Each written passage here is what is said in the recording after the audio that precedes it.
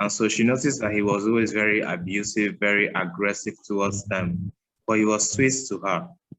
And so she just felt, well, it's probably just because he doesn't care about those people. But when you then get into those, the person realizes that he has you, he then doesn't even care about you again. And then you then fall into the same category of the waiters and the shop owners and the malls staff that you have been abusing throughout. And so you then wake up and realize, wait, this is how you treated them. I thought I was different. But somebody with the trait of having that abusive personality of saying, this is who I am and you must submit to it. They either have it full blown, as in they are very clear about it. They will tell you to your face, I want you here at so and so time and you must do it, or there will be consequences. Or the person does it softly. He will tell you, he will be very sweet to you, he will buy you gifts, he will treat you fine, but everybody else around you is basically a waste of space. And so when you find somebody who treats any human being, regardless of who the person is, the doorman, the security at the gates, whoever the person is, treats them as a waste of space, chances are, once he fits you into that same category, he will treat you the same way.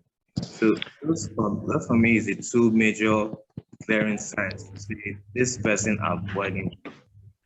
I'd like to add on to this, if I may, like this is something that's very, very important. First of all, more power and energy to you, FIFO. I think it's very brave for you to speak something like this. It would have been a traumatic experience. And I think we as parents have a very, very big responsibility here. When you have a child, right at that time, they need to know what is a safe and an unsafe touch and what to do if they feel offended. And the first thing is we should let a child know that it is okay for them to feel offended. Most of the time, we just deride children as if they don't have a personality. They don't have a right to say no. And one thing we need to teach all possible children, and this is much more important than anything that is taught in school, is if you do not like something, you have a right to say no. You have a right to scream. You have a right to run away from that place. And they should always know this is my circle of safe people, which includes my parents, probably my grandparents. These are the people I can always go and tell that this is happening, this is something I don't like, or just call out for help. If we just start there, I think a lot of harassment cases would not happen. Because most of the times what would happen is if someone is being harassed, the abuser will try and make sure that the other person feels that he is guilty, he or she is guilty. So if a woman is being sexually abused, most of the times they have come up to me and said, lot of time I couldn't talk about it, Shivani. Why? Because I felt there's something wrong with me. It took me a lot of time to realize that this is not about me. This is the other person who is the wrong in this case. This is the perpetrator. He's the harasser. He needs to be punished for it. Yeah. If this is something we could teach our children, I think they would grow up into individuals who can handle harassment and just say no right there and then.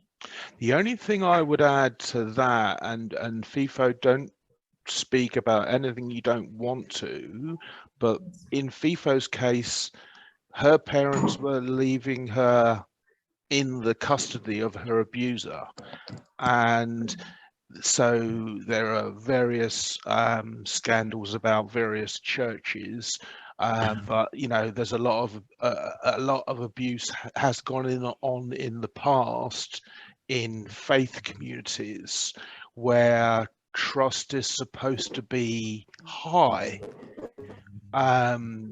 Adenike, you're muted still. Please give us your views on this.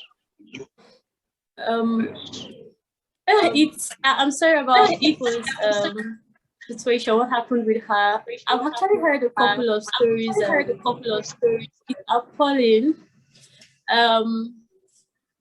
There's a lady I counseled, and is one of the stories that I can hardly forget, because her father actually groomed her to believe that she was doing him a favor and she was showing him love.